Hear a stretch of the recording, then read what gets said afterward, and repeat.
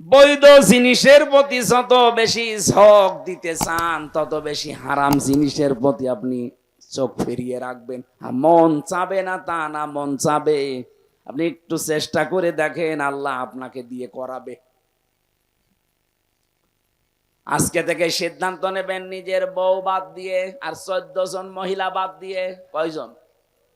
যাদেরকে বিয়ে করা জায়েজ নেই, ওদেরকে দেখা জায়েজ আছে, কিন্তু মুখমণ্ডল, হাতের কবজি আর পায়ের পাতা বাদ দিয়ে পুরা শরীর তাদেরও ঢেকে রাখা লাগবে। কোন যুবতী মেয়েকে নিয়ে বাবা এক ঘরে থাকতে পারবে না। কথা বলছে না কেন?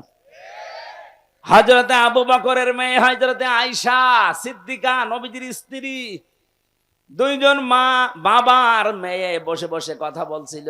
নবীজি আসলেন কোথা থেকে, দেখলেন দুই বাবার মেয়ে কথা বলছে। দুইজন যখন আলাদা হয়ে গেল, ডাক দিয়ে বললেন, আয়েশা, তোমরা যখন দুইজনে পারিবারিক জিনিস নিয়ে কথা বলছিলে, হঠাৎ দেখলাম শয়তান তোমাদের দুইজনের মাঝখানে কুমন্ত্রণা দেওয়ার জন্য বসে আছে।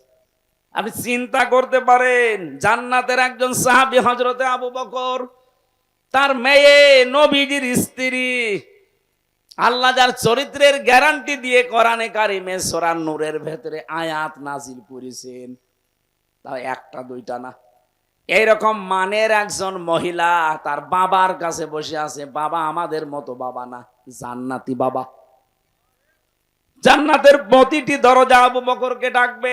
এইরকম মানুষ, তার সাথে মেয়ে বসে গল্প করলে যদি শয়তান আসে মাঝখানে ধোঁকা দেওয়ার জন্যে।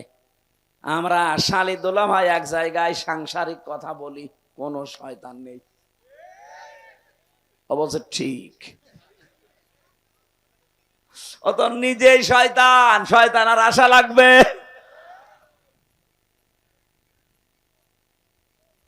না? সাবধান থাকা লাগবে। এই ঔষধটা অ্যাপ্লাই করেন আজকে থেকে। নিষিদ্ধ জিনিস যেগুলো আছে, শুধু এই পরনারী না, মোবাইলে হোক, কম্পিউটারে হোক, বাইরে হোক, চক্ষু নিম্নগামী করে রাখবেন। দেখবেন আলাদা একটা জিনিস আল্লাহ মাস্ট বি দেবেই। 2 নম্বরে আমাদের যে লজ্জা স্থান আছে, নারীদের নারীর, পুরুষের পুরুষটা, এটা ঠিক করে রাখা লাগবে। মনে মনে করেন আমার তো মন চাই। আরে মন চাই না কার? মানুষকে এই মন দিয়ে আল্লাহ বানিয়েছেন। এই মনটা কন্ট্রোল করতে যে পারে, সেই পরীক্ষায় পাশ করে। আর আপনিও যদি ডোনাল্ড ট্রাম্পের মতো বাবা শাহজালাল সব হালাল, তাহলে আপনাকে জান্নাতে দেবে আল্লাহ কোন কারণে? কথা বলে না কেন?